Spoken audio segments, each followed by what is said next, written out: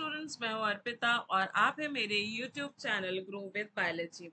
आज जो टॉपिक हम देखने जा रहे हैं वो है मेम्ब्रेन प्रोसेसेस। किस तरह से हम मेम्ब्रेन्स को यूज करके हमारे प्रोडक्ट को और अच्छे से प्यूरिफाई कर सकते हैं और उसके वॉल्यूम और को कम कर सकते हैं और कंसंट्रेशन को बढ़ा सकते हैं। तो अब हमको तीन टेक्निक पढ़ना है जहाँ पे मेम्ब्रेन प्रोसेस काम आएगा। पहला टेक्निक है अल्ट्रा फिल्ट्रेशन, दूसरा है रिवर्स ऑस्मोसिस और तीसरा है लिक्विड मेम्ब्रेन। हम ओवरव्यू अगर बताऊं तो ओवरव्यू में हम डाउनस्ट्रीम प्रोसेसिंग पढ़ रहे हैं जहाँ पे हमने अपना डिजायर्ड प्रोडक्ट बना लिया है, फिर हमने सेल्स को और लिक्विड को अलग किया। अगर इंट्रासेलुलर प्रोडक्ट्स था तो फिर हमने सेल को बर्स्ट किया, सेल के अंदर का लिक्विड आइसोलेट किया, फिर लिक्विड में दूसरा एक लिक्विड जिसको हम सॉल्वेंट के नाम से जानते हैं उसको डिसॉल्व कराया ताकि हमारा प्रोडक्ट ज्यादा अमाउंट में डिसॉल्व या सॉल्यूबलाइज हो सके। आफ्टर सॉल्यूबलाइजेशन फिर हम उसको सॉल्वेंट को भी रिकवर करते हैं सॉल्वेंट रिकवरी प्रोसेस से। यहाँ पे हमने एक सुपर क्रिटिकल फ्लूइड के बारे में भी पढ़ा जिससे हमारा प्रोडक्ट या सॉल्वेंट का जो प्रॉपर्टीज है उसमें एनहांस हो जाता है और हमारा प्रोडक्ट बहुत अच्छे से रिकवर या आइसोलेट करने में हेल्प होता है। उसके बाद हमने पढ़ा है प्यूरिफिकेशन मेथड्स जिसमें तीन टेक्निक्स हमने पढ़ा है, आयन एक्सचेंज पढ़ा है, एड्सॉर्प्शन पढ़ा है और एचपीएलसी पढ़ा है।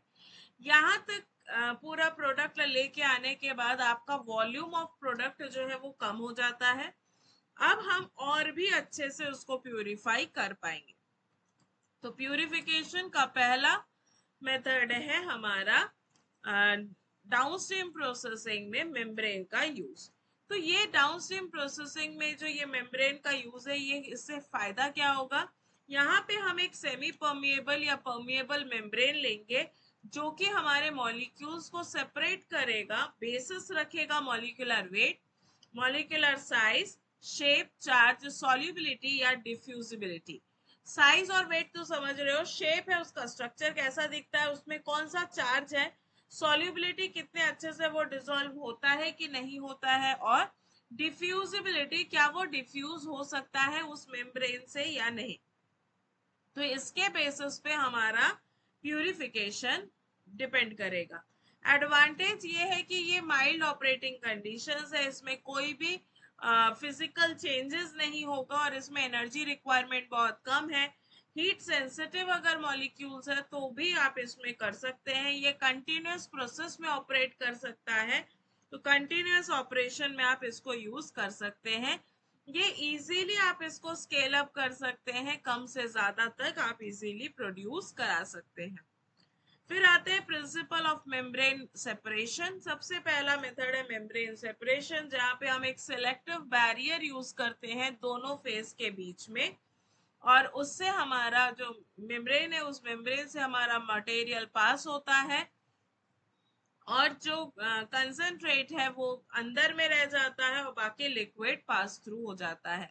जो मटेरियल पास थ्रू होता है मेम्ब्रेन से उसको बोला जाता है परमिएट और जो मेम्ब्रेन के अंदर रह जाता है उसको बोलते हैं रिटेंटेट।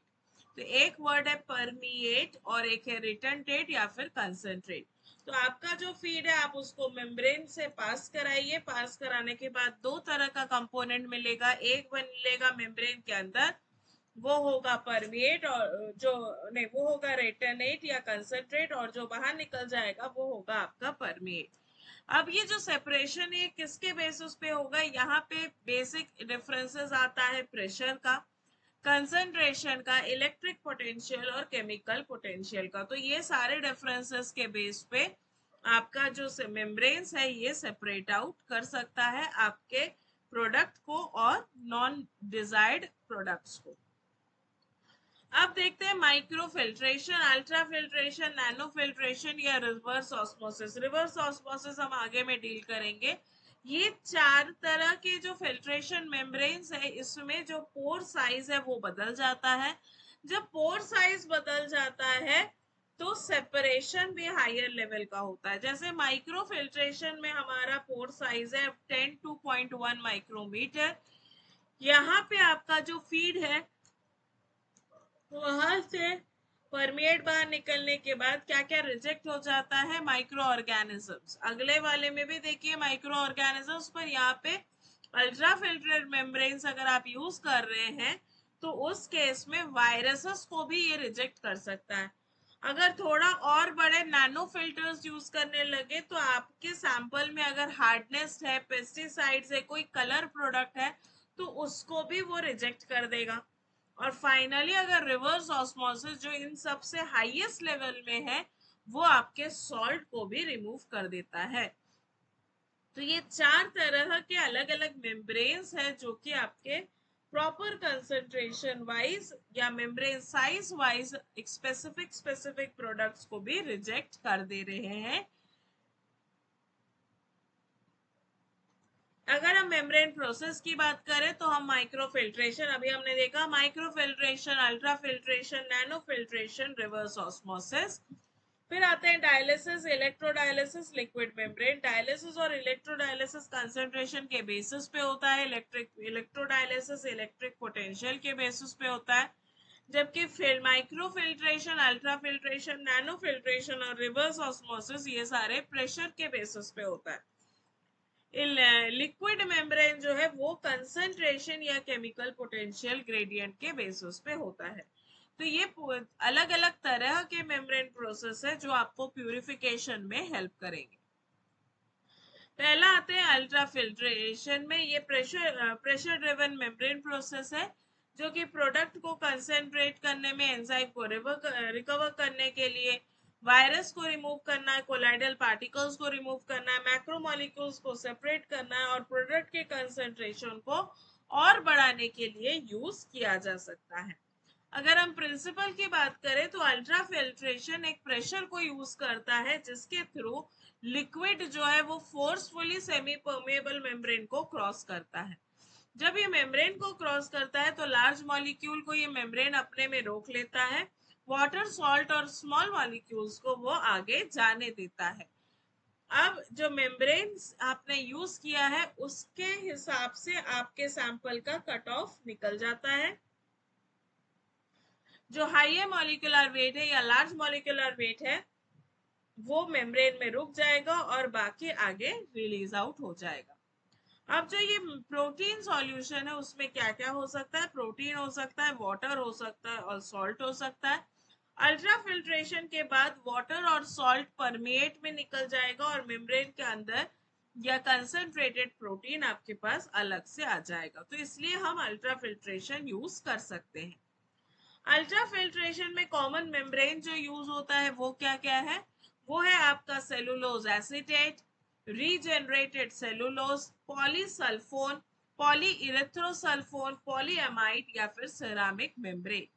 अब इसमें कैरेक्टरिस्टिक प्रॉपर्टी भी होगी, ये मॉलिक्यूलर वेट कट ऑफ को मेंटेन करेगा, पोर साइज मेंटेन करता है, chemical stability, mechanical strength, hydrophilicity और रेजिस्टेंस टू फोलिंग। फोलिंग का मतलब होता है गंदा स्मेल आना। तो ये सारे जो मेम्ब्रेन्स है ये इस गंदे स्मेल को भी रोक सकता है। तो ये अल्ट्रा फिल्ट्रेशन मेम्ब्रेन के टाइप्स है और उसके कैरेक्टरिस्टिक प्रॉपर्टी। कहाँ पे यूज होता है अल्ट्रा फिल्ट्रेशन? आप प्रोटीन को कंसंट्रेट करने में, एंजाइम को रिकवर करने में, एंटीबॉडीज को कंसंट्रेट करने में, वैक्सीन को प्यूरिफाई करने में, सेल्स को रिमूव करना, सेल डेब्रिस को रिमूव करना, फर्मेंटेड प्रोडक्ट्स को कंसंट्रेट करना, वायरस रिमूवल ये बहुत अच्छे से हो सकता है। डीसॉल्टिंग अगर आप डायफिल्ट्रेशन के साथ कर रहे हैं तो सॉल्ट्स को भी आप रिमूव कर सकते हैं। तो फर्मेंटेशन ब्रॉथ ले लीजिए, सेल्स को रिमूव कर लीजिए, अल्ट्रा फिल्ट्रेशन से उसको प्यूरिफाई करिए और आपका प्रोटीन को आप कंसंट्रेट कर लीजिए। ये है आपका अल्ट्रा फिल्ट्रेशन। तो अब देख लेते हैं अल्ट्रा फिल्ट्रेशन के लिमिटेशंस और एडवांटेजेस। तो एडवांटेजेस की अगर हम बात करें तो सबसे पहला एडवांटेज ये है कि ये लो टेम्परेचर पे काम कर सकता है। ये हीट सेंसिटिव प्रोडक्ट्स के लिए सूटेबल है। इसमें कोई फेज चेंज नहीं होता है, केमिकल रिक्वायरमेंट इसका कम है, हाई प्रोटीन रिकवरी है, प्रोडक्ट का रिकवरी ज्यादा होता है और इसको आप कंटिन्यूस प्रोसेस के लिए या कंटिन्यूस डाउनस्ट्रीम आउटपुट के लिए यूज कर सकते हैं। एक लिमिटेशन ये है कि अगर मेम्ब्रेन को आप बहुत ज्यादा ड्यूरेशन तक यूज करें तो उसमें फॉल्स स्मेल आ सकता है, पर मैक्सिमम केसेस में उसको ओवरकम कर लिया जाता है। जो पोलराइजेशन है वो कंसेंट्रेशन में प्रॉब्लम हो सकता है। मेम्ब्रेन को आपको क्लीन करना है या मेम्ब्रेन को रिप्लेस करना है, ये एक कॉस्ट इफेक्टिव है। और बहुत सारा जो मेम्ब्रेन्स में ही चिपक जाता है आपका प्रोडक्ट, वो भी प्रॉब्लम क्रिएट करता है। तो ये कुछ एडवांटेजेस और लिमिटेशंस है अल्ट्रा फिल्ट्रेशन के। अब जो नेक्स्ट टॉपिक है that is reverse osmosis. Reverse osmosis भी एक प्रेशर ड्राइवन मेम्ब्रेन प्रोसेस है। इसमें हम वाटर के रिमूवल की कोशिश करते हैं सॉल्यूशन से जिसमें आपका प्रोडक्ट डिसॉल्व हो चुका है। नॉर्मल ऑस्मोसिस में वाटर जो है वो मूव करता है, आपको पता है सेमी परमेबल मेम्ब्रेन किट से वाटर मूव करता है अकॉर्डिंग टू द कंसेंट्रेशन। पर रिवर्स ऑस्मोसिस में क्या होता है, यहाँ पे एक्सटर्नल प्रेशर देते हैं जो कि ऑस्मोटिक प्रेशर को ओवरकम कर देता है, और जिस डायरेक्शन में उसको जाना चाहिए उसके उल्टे डायरेक्शन में ऑस्मोसिस होता है, तो उसको हम बोलते हैं रिवर्स ऑस्मोसिस। उल्टे डायरेक्शन में क्यों होगा, क्योंकि ऑस्मोटिक प्रेशर को ओवरकम करता है एक्सटर्नल प्रेशर, इसीलिए रिवर्स ऑस्मोसिस हो सकता है। ऑस्मोसिस का प्रिंसिपल आपको पता होगा। अगर हम एक सेल की बात करें जिसमें सेल्स के अंदर में वाटर कंटेंट ज्यादा है और सेल के बाहर वाटर कंटेंट कम है या सॉल्यूट का कंसंट्रेशन ज्यादा है, तो सेल अपने वाटर को रिलीज कर देगा ताकि इक्विलिब्रियम मेंटेन करे। पर इस केस में क्या होगा, सेल्स और वाटर को इनटेक कर लेगा या आपके प्रोडक्ट को और इनटेक करके कंसंट्रेट बना देगा। तो ऐसा होता है रिवर्स ऑस्मोसिस। बेसिक प्रिंसिपल अगर हम देखें, नॉर्मल ऑस्मोसिस में dilute solution semi permeable membrane से जाके कंसंट्रेटेड सॉल्यूशन में कन्वर्ट हो जाता है। यहाँ पे कंसंट्रेटेड सॉल्यूशन मेम्ब्रेन से पास करके प्योर वाटर को रिलीज कर देता है।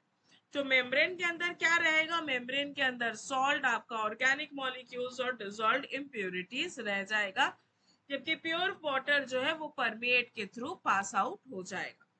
तो ये डायग्राम्स देखिए, आपका जो फीड सॉल्यूशन है वो ऊपर से नीचे आ रहा है, और उस टाइम पीरियड में जब तक वो ऊपर से नीचे आए, ये सारे जो फीड चैनल्स है, स्पेसर्स है, मेम्ब्रेन है, ये सब उसमें से जितने मॉलिक्यूल्स है उन सारे वाटर मॉलिक्यूल्स को रिलीज कर दे रहा है, और जो कंसंट्रेट बच रहा है उस कंसंट्रेट को आगे फ्लो आउट करा देता है। तो ये एक डायग्राम है जो आप रिवर्स ऑस्मोसिस में ड्रॉ कर सकते हैं। फिर आते हैं रिवर्स ऑस्मोसिस से हम डाउनस्ट्रीम प्रोसेस में कैसे काम करते हैं। यहाँ पे हमारे बायोलॉजिकल सॉल्यूशन को कंसंट्रेट करने में यूज कर सकते हैं, एक्सेस वाटर को रिमूव करना है, या वाटर को रिमूव करने के लिए या रिकवरी करने के लिए आप यूज कर सकते हो, वेस्ट का वॉल्यूम कम कर सकते हो, कंसंट्रेट को और ज्यादा कंसंट्रेट कर सकते हो। तो जो डाइल्यूटेड सॉल्यूशन है वो रिवर्स ऑस्मोसिस के बाद कंसंट्रेटेड प्रोडक्ट में कन्वर्ट हो जाएगा। अब आते हैं एडवांटेजेस और डिसएडवांटेजेस देख लेते हैं। एडवांटेजेस ये है कि इसमें कोई हीटिंग की जरूरत नहीं है, इसमें लो टेम्परेचर ऑपरेशंस कर सकते हैं। अगर ये टेम्परेचर सेंसिटिव है तो भी आप इसमें कर सकते हैं। हाई वाटर रिकवरी हो जाएगी और थर्मल इवापोरेशन करने की इसमें जरूरत नहीं पड़ेगी, और ये हाईली प्यूरिफाइड वाटर को आपको रिलीज आउट कर देगा। लिमिटेशन ये है कि इसका हाई ऑपरेशन कॉस्ट है। मेम्ब्रेन बहुत बार स्मेलिंग करने लगता है, और ये मेम्ब्रेन जो है ये लाइफ टाइम नहीं चलता, इसका लिमिटेड यूज है। अगर मेम्ब्रेन फॉल स्मेल कर रहा हो या फिर मेम्ब्रेन में से कुछ रिलीज आउट हो रहा हो या मेम्ब्रेन टियर आउट हो गया, तो आपको उसको रिप्लेस करना होगा। यहाँ पे हाईली विस्कस लिक्विड्स को हम कंसंट्रेट नहीं कर पाते हैं, और उसके कंसंट्रेट करने में आपके जो मेम्ब्रेन है वो चोक आउट हो सकते हैं। अब जो नया लास्ट टेक्निक है वो है लिक्विड मेम्ब्रेन। अब लिक्विड से मेम्ब्रेन कैसे बनता होगा, बहुत सारे ऐसे लिक्विड है जो दो फेजेस को कनेक्ट नहीं करने देते। जैसे मान लीजिए आपने एक ग्लास में पानी लिया है, उसके बाद एक ऑयल का लेयर फॉर्म कर दिया, फिर आपने पानी डाला, तो जो बीच का ऑयल का लेयर है वो ऊपर नीचे के जो वाटर है उसको मिक्स नहीं होने देगा। इसी तरह से लिक्विड मेम्ब्रेन एक थिन लेयर ऑफ लिक्विड ही है जो कि दो फेजेस को अलग करके रखता है। ठीक है, अब ये लिक्विड मेम्ब्रेन से आप क्या कर सकते हो, आप metal ions, organic acid, amino acid, antibiotics और स्पेसिफिक मॉलिक्यूल्स को सेपरेट भी कर सकते हो और एक्सट्रैक्ट भी कर सकते हैं। अब आते हैं बेसिक प्रिंसिपल की। अगर हम बात करें तो हमको फीड फेज लेना पड़ेगा जिसमें सॉल्यूट जो है वो सेपरेटेड हो जाए, लिक्विड फेज मीडियम लेंगे जिसमें सुटेबल सॉल्वेंट हो और उसमें समटाइम्स वो कैरियर भी हो सकता है, और फिर एक स्ट्राइपिंग फेज लेंगे जहां पे ट्रांसपोर्टेड सॉल्यूट मिक्स होगा। अब मैकेनिज्म कैसा होगा, फीड फेज को हम क्रॉस कराएंगे लिक्विड मेम्ब्रेन से, और उल्टे साइड में होगा रिसीविंग फेज जो आपके प्रोडक्ट को रिसीव करते जाएगा।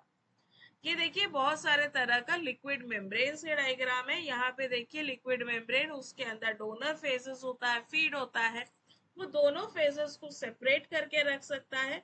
तो इसमें बल्क लिक्विड मेम्ब्रेन भी होता है, इमल्शन लिक्विड मेम्ब्रेन भी होता है, जहाँ पे देख सकते हो आप बीच में इमल्शंस जैसे बन गए हैं। इमोबिलाइज लिक्विड मेम्ब्रेन भी होता है जिसको आप रीयूज कर सकते हो।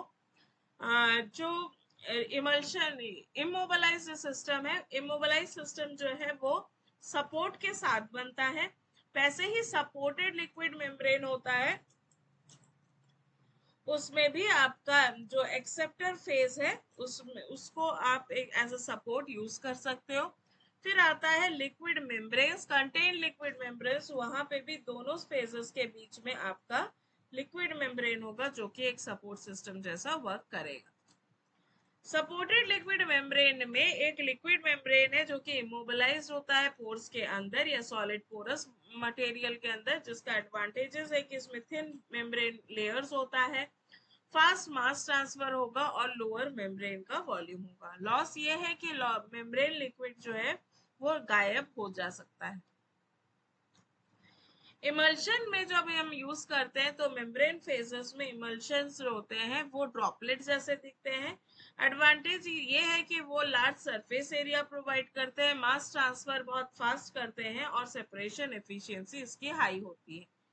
कैरियर मीडिएटेड ट्रांसपोर्ट की अगर हम बात करें तो ये लिक्विड मेम्ब्रेन सिस्टम जो है वो कैरियर मॉलिक्यूल्स को ऐड करते हैं और वो ट्रांसपोर्ट करके टारगेट सॉल्यूट तक ले जाते हैं। स्टेप्स की अगर हम बात करें तो पहले टारगेट सॉल्यूट जो है वो बाइंड करता है कैरियर से, फिर वो कैरियर और सॉल्यूट का जो कॉम्प्लेक्स है वो आपके लिक्विड मेम्ब्रेन में डिसॉल्व होता है, फिर जो कॉम्प्लेक्स है वो उस मेम्ब्रेन से डिफ्यूज आउट होके रिसीविंग फेज में चले जाता है, फिर आपका कैरियर जो है वो रिटर्न कर जाता है ट्रांसपोर्ट में और फिर से दूसरा सॉल्यूट मॉलिक्यूल को वो रिसीव कर सकता है। तो मेन आपको ये देखना है कि आपका जो सॉल्यूट है या जो कॉम्प्लेक्स है वो आपके लिक्विड मेम्ब्रेन में से क्रॉस करके रिसीविंग मेम्ब्रेन में आपका सॉल्यूट डिसॉल्व होना चाहिए। अब अगर हम एप्लीकेशन की बात करें तो लिक्विड मेम्ब्रेन्स को हम डाउनस्ट्रीम में कहाँ यूज करते हैं, ये ऑर्गेनिक एसिड के रिकवरी में, एंटीबायोटिक्स के सेपरेशन में, recovery of amino acid, extraction of metal ions, removal of toxic compounds, selective recovery में आप यूज कर सकते हो, स्पेसिफिक बायोमोलिक्यूल्स को सेपरेट करने में यूज कर सकते हो, पोटेंशियली आप इसको कंबाइन कर सकते हो एक्सट्रैक्शन और स्ट्राइपिंग के साथ। तो ये कुछ यूजेस है लिक्विड मेम्ब्रेन का। अब देखते हैं एडवांटेजेस और डिसएडवांटेजेस। एडवांटेजेस की अगर बात करें, ये हाईली सिलेक्टिव है, high surface area mass transfer कर सकता है, सॉल्वेंट रिक्वायरमेंट बहुत कम होता है, ये एक्सट्रैक्शन और स्ट्राइपिंग दोनों के साथ कंबाइन हो सकता है और ये डाइल्यूट सॉल्यूशंस पे भी काम करता है। कंटिन्यूस ऑपरेशन पे भी आप लिक्विड मेम्ब्रेन को यूज कर सकते हैं।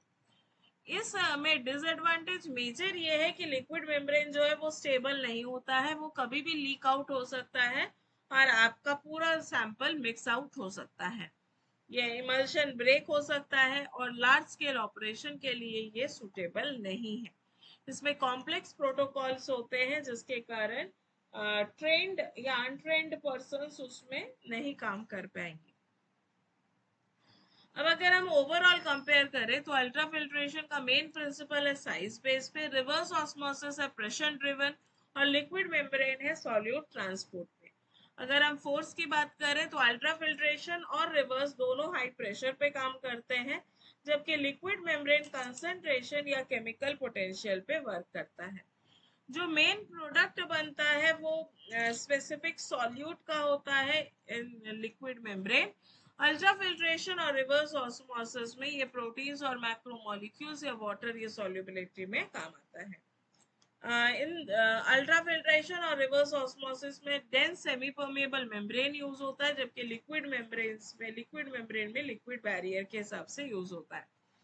अगर मेजर एप्लीकेशन की बात करें तो प्रोटीन कंसंट्रेशन के लिए हम अल्ट्रा फिल्ट्रेशन को यूज कर सकते हैं। वाटर को रिमूव करना या कंसंट्रेट करना, उसके लिए आप रिवर्स ऑस्मोसिस यूज कर सकते हो। सिलेक्टिव एक्सट्रैक्शन में आप लिक्विड मेम्ब्रेन मेथड को यूज कर सकते हैं।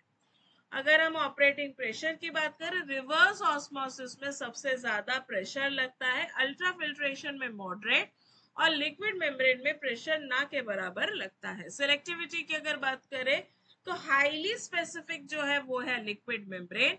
अगर हाई वाटर रिमूवल करना है तो रिवर्स ऑस्मोसिस कर लीजिए, और अगर मॉलिक्यूलर साइज के बेसिस पे सेपरेशन करना है तो आप अल्ट्रा फिल्ट्रेशन यूज कर सकते हैं। अब आते हैं कौन कौन से ऐसे फैक्टर्स है जो मेम्ब्रेन के परफॉर्मेंस को चेंज कर सकता है या वेरी कर सकता है। पहला आता है पोर साइज, दूसरा आता है मॉलिक्यूलर वेट, तीसरा होता है प्रेशर, टेम्परेचर, आप जो डाल रहे हो उसका कंसंट्रेशन कितना, कितने स्पीड में आ रहा है, फ्लो रेट कितना, पीएच कितना, आयनिक स्ट्रेंथ कितना है, विस्कोसिटी कितना है, गाढ़ा कितना है। अगर आप पानी को ट्रांसफर कर रहे हो या शहद को ट्रांसफर कर रहे हो, दोनों में से शहद जो है वो विस्कस है, और विस्कस अगर होगा तो उसको ट्रांसफर होने में या प्यूरिफाई होने में टाइम लगेगा। कौन सा मेम्ब्रेन मटेरियल आप यूज कर रहे हो और उसका कंसंट्रेशन क्या है, क्या वहां पे मेम्ब्रेन फोल स्मेल आ रहा है या नहीं आ रहा है। अगर मेम्ब्रेन फोलिंग स्मेल है, मतलब आपका पिछला वाला जो प्रोडक्ट है वो कहीं रह गया है और जिसके कारण कंटामिनेशन आके वहां पे बैक्टीरियल ग्रोथ हो रहा है। तो ये कुछ फैक्टर्स है जो इस पे डिपेंड कर रहा है। फिर अगर आप देखें इसमें प्रॉब्लम्स क्या है, मेम्ब्रेन फोलिंग मेजर प्रॉब्लम है, कंसंट्रेशन पोलराइजेशन ये दूसरा प्रॉब्लम है। मेम्ब्रेन फ्लोलिंग आपको पता है कि प्रोटीन सेल डेब्रिस या फिर ये सॉल्ट्स कोएगुलेट हो जाए तो उससे प्रॉब्लम होगा, जबकि कंसंट्रेटेड पोलराइजेशन में मेम्ब्रेन सेपरेशन, सरफेस पे आ जाना, रिड्यूसिंग सेपरेशन एफिशिएंसी, ये प्रॉब्लम है। अब अगर देखते हैं role of membrane process in downstream processing, overall अगर हम देखें तो ये फर्मेंटेशन ब्रॉथ से साथ सेपरेशन होगा, फिर फिल्ट्रेशन मेम्ब्रेन से पास करेगा, प्रोडक्ट को कंसंट्रेट करेगा, डीसॉल्ट करेगा और फर्दर प्यूरिफाई करके फाइनल प्रोडक्ट आपको प्रोवाइड करेगा। तो अगर हम फाइनली कंक्लूड करें तो मेम्ब्रेन प्रोसेस एक इम्पॉर्टेंट स्टेप है जिसमें अल्ट्रा फिल्ट्रेशन आप यूज कर सकते हैं, जहां पे आपका प्रोडक्ट कंसंट्रेट होगा, सेपरेट हो सकता है प्रोटीन, एंजाइम्स या मैक्रोमोलिक्यूल। रिवर्स ऑस्मोसिस में आपका वाटर रिमूवल हो सकता है, कंसंट्रेशन आप बढ़ा सकते हो और प्यूरिफाइड प्रोडक्ट आपको मिल सकता है। लिक्विड मेम्ब्रेन्स में हाईली सिलेक्टिव सेपरेशन होगा, पर प्रॉब्लम यह है कि लिक्विड मेम्ब्रेन्स में लीकेज के प्रॉब्लम्स होते हैं। अगर आप इमोबलाइज्ड लिक्विड फेज यूज कर रहे हैं तो वो बेटर ऑप्शन है। चैलेंजेस जो इस प्रोसेस में मिलता है, तीनों में जब हम मेम्ब्रेन्स यूज कर रहे हैं तो मेम्ब्रेन फोलिंग मेजर प्रॉब्लम है, पोलराइजेशन का चेंज हो जाना, ये मेम्ब्रेन की स्टेबिलिटी कम हो जाना, ये एक मेजर ड्रॉबैक है। तो ये था मेम्ब्रेन प्रोसेस जिसके थ्रू हम अपने प्रोडक्ट को और अच्छे से कंसंट्रेट कर सकते हैं।